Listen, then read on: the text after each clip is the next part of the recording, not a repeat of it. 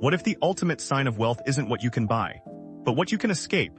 We have been conditioned to believe that being rich means drowning in luxury, chasing higher salaries, bigger houses, and job titles that look impressive on a resume. But there is a massive trap hidden inside that chase. You can pull in a massive six-figure income, but if your schedule is entirely dictated by a corporate boss, an endless mountain of unread emails, or a brutal calendar of back-to-back meetings, you aren't actually wealthy, you're just a highly paid prisoner. In Chapter 7 of the Psychology of Money, Morgan Housel argues that the highest dividend money pays isn't the ability to buy fancy stuff. It's the ability to buy back your time. While happiness is a complicated, subjective mess because everyone wants different things, there is one universal common denominator for joy: the desire to control our own lives. The absolute highest form of wealth is the ability to wake up every single morning, look at yourself in the mirror, and say, "I can do whatever the heck I want today."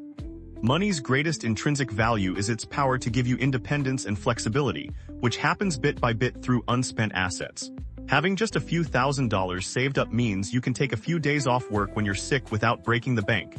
And having 6 months of emergency expenses means you aren't terrified of a toxic boss, because you know you won't be financially ruined if you walk away.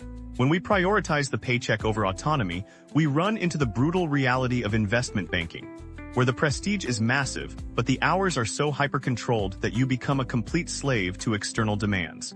Even if you love the analytical work, doing something you love on a schedule you cannot control feels exactly like doing something you hate, triggering a psychological phenomenon called reactance, the natural human rebellion against feeling disempowered and stripped of choices.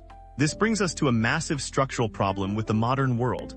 We are, on average, way more stressed and anxious today than past generations, even though we are technically richer than ever before. Back in the 1950s, a huge chunk of the workforce did manual labor where upon leaving the factory floor, your tools stayed behind and you detached completely. Today, the economy has flipped to knowledge work, meaning our primary operating equipment is our head, which never leaves us.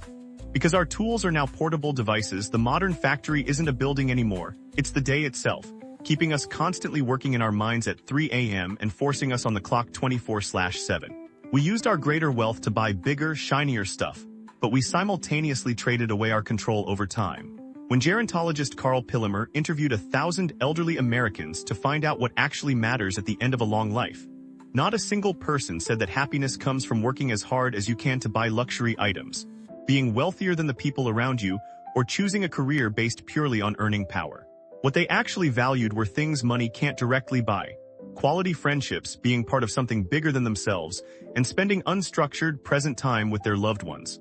Controlling your time is the highest dividend money will ever pay, so build a buffer, buy back your freedom, and live life strictly on your own terms. Subscribe for the next part and more information on mastering your money mindset.